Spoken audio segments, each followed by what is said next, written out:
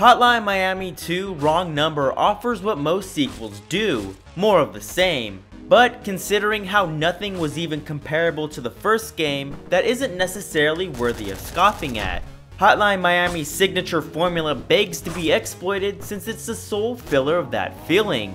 That feeling where you just want to die, murder, and die again while immersing yourself in some of the most hypnotic electric tunes. Hotline Miami 2 Wrong Number has all of that and more, but is that a bad thing? Let's find out here in this review of Hotline Miami 2 Wrong Number.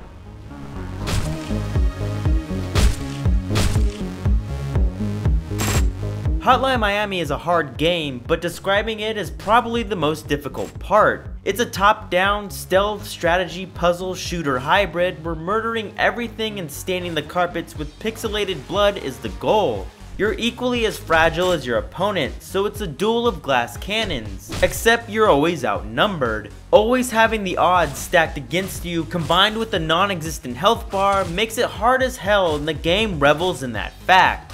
Hotline Miami 2 goes back to the bloodied well and keeps the same formula intact to a point where both games are almost indistinguishable. Murdering rooms of goons and maintaining a high multiplayer with whatever weapons you can scavenge off corpses is the game's bread and butter. Difficulty runs high, but the quick restarts usually alleviate the pain associated with continually painting the walls with your insides. All of that is true, to a point. The original Hotline Miami was built on a curve. The high difficulty didn't plateau, it just steadily increased until the end of the game. Hotline Miami 2's difficulty picks up almost where the original left off, meaning that it's pretty tough from the outset. For the first 15 or so levels, it's tolerable, but it begins to buckle under this weight in the second half of the game. In the game's final half, every level consists of more shotgun wielders, bodyguards, dogs, and regular grunts than you can shake a bloody golf club at.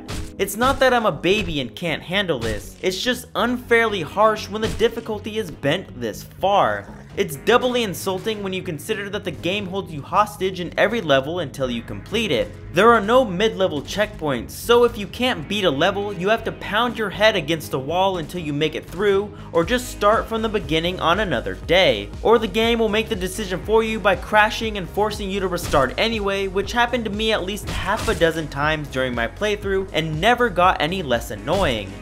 Levels are huge too, and there are roughly 24 or more enemies per floor.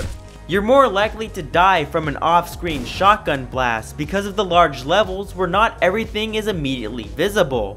Everything can murder you so quickly with such laser-guided accuracy that it devolves into dumb luck if you make it through without dying on any given run. As if it were any sort of surprise, the unlockable hard mode is even more sadistic in case you want even more death and grieving. The lack of masks is even more worthy of grieving over. The array of masks has been downsized in Hotline Miami 2 to a handful of characters with unique abilities. Some of them don't have any special skills, while most of them have 3 to 4 different masks at best. Experimentation becomes a distant memory since there aren't many ways to switch up your strategy when you hit a roadblock. Gutting a core mechanic that made the first game so strategic is incredibly short-sighted and limiting, especially when something like this begs to be expanded upon in a sequel. The story, for better or worse, has been expanded upon. Hotline Miami 2 shows the aftermath of Jacket's murdering spree from the first game and how it affected different people in the world. From a journalist, to a mob boss, to a group of fans, the story follows a swath of different characters as it jumps between plot lines and time periods. Its biggest strength is also its biggest weakness. It doesn't make a lick of sense. It's intriguing in its zaniness and it intensifies with every successive chapter. Wrapping up hallucinatory stories like this is a tall task, as evidenced by how Hotline Miami 2 concludes. Besides going on for too long with a few of the less interesting faces, it fully embraces its wackiness and ends in the weirdest, most left field way possible. Being memorable in this way doesn't cancel out the fact that it's totally confusing. The bloated length negatively impacts both the story and the gameplay. Although the soundtrack is something I could listen to forever, the trance-inducing rhythms feel like the soundtrack that snorting cocaine or washing out bloodstains would have. The collection of songs is edgy and dirty.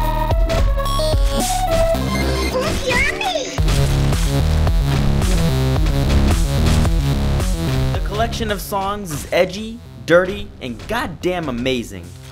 Hotline Miami 2 Wrong Number is exactly what I thought I wanted, more Hotline Miami. The bumping soundtrack, gory gameplay, and brutal difficulty were all key bullet points that made Hotline Miami one unique cocktail that I wanted to continually get drunk on. But developer Denaton has gotten alcohol poisoning from overdosing on almost every aspect that made the first one great. A story mode that drastically overstays its welcome doesn't bode well when it has a difficulty curve that maxes out too early and almost destroys the frantic stealth puzzle gameplay. Hotline Miami 2's inherent qualities make for a solid first half, but quickly get overwritten by the perils of the latter half. It's one number that they shouldn't have hit the redial button on. Hotline Miami 2 Wrong Number gets a 6.5 out of 10. Thank you guys for watching, and my name is Michael Larry, and I'm signing off. See ya!